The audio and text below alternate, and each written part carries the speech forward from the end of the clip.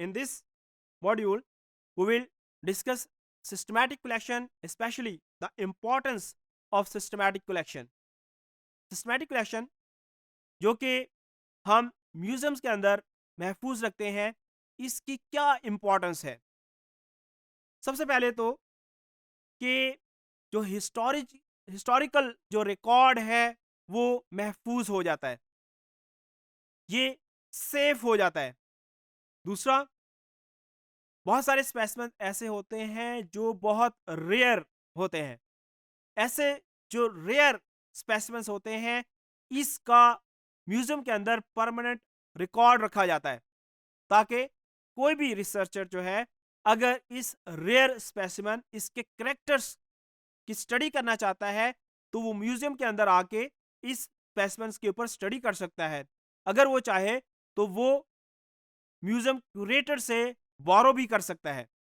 इसी तरीके से बहुत सारे स्पेसिमेन ऐसे होते हैं जो जियोग्राफिकली ऐसे इलाकों के अंदर मौजूद होते हैं जहां पे किसी आम स्टूडेंट का या आम रिसर्चर का पहुंचना मुमकिन नहीं होता। अगर म्यूजियम के अंदर वो स्पेसिमेन मौजूद है, तो स्टूडेंट या रिसर्चर जो है म्यूजियम क्यूरेटर की मदद से उस स्पेसिमेन की स्टडी कर सकते हैं। इसी तरीके से बहुत सारे स्पेसिमेंस ऐसे होते हैं जो कि एक्सटिंक्ट हो चुके होते हैं।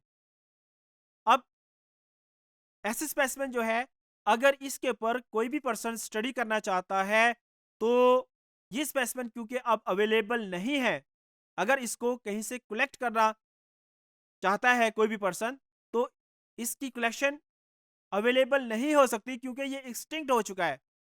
लेकिन क्योंकि इसका परमानेंट रिकॉर्ड म्यूजियम्स के अंदर मौजूद है, तो कोई भी जो रिसर्चर है वो म्यूजियम के अंदर इस स्पेसिमेन को तलाश कर सकता है और इसके ऊपर जो भी उसने स्टडी करनी है, इसका किसी भी रेफरेंस से अगर उसने डाटा लेना है तो वो आसानी से ले सकता है।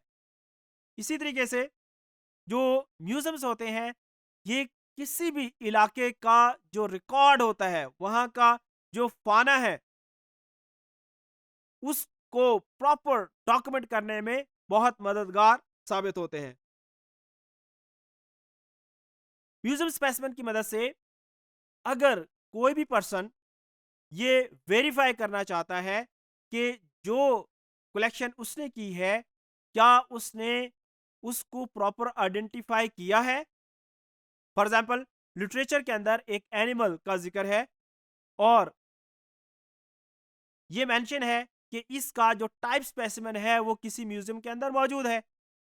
एक रिसर्चर अपनी रिसर्च स्टार्ट करता है, वो उस जैसा कोई एनिमल कलेक्ट करता है, ये कंफर्म करने के लिए कि क्या ये जो स्पेसिमेन इसने कलेक्ट किया है, ये जिस स्पेसिमेन का जिक्र लिटरेचर के अंदर उसने पढ़ा था उससे मैच करता है या नहीं।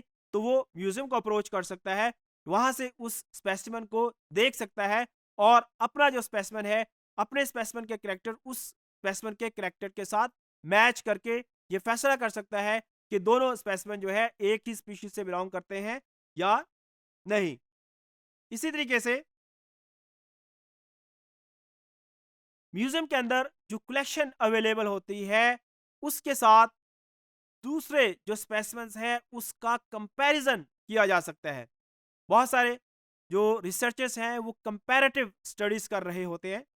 फॉर एग्जांपल, एक पार्टिकुलर जीनस के स्पेसिमेन किसी म्यूजियम के अंदर मौजूद हैं, एक जो रिसर्चर्स है वो किसी एक और क्लोजली रिलेटेड जीनस के ऊपर काम कर रहा है, तो वो म्यूजियम के स्पेसिमेंस को कंसीडर करके उसके कैरेक्टर्स को अपने जो जीनस के कैरेक्टर्स हैं उनके साथ मैच कर सकता है और ये मालूम कर सकता है कि इन दोनों जो क्लोजली रिलेटेड जेनरा हैं, इनके अंदर कौन कौन सी सिमिलैरिटीज हैं और कौन कौन से कैरेक्टर्स ऐसे हैं जो दोनों जेनरा के अंदर डिफरेंट है।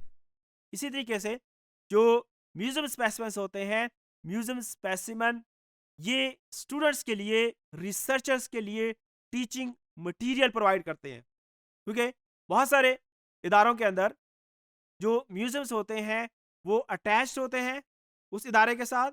और जब जो रिसर्चर्स हैं या जो स्टूडेंट्स हैं वो अपने प्रैक्टिकल्स परफॉर्म करते हैं, तो स्टूडेंट्स को म्यूजियम के अंदर लाया जाता है।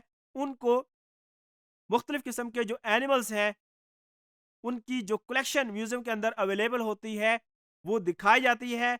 उनके जो करेक्टर्स हैं उनके बारे में उनको इंफॉर्मेशन दी जाती है।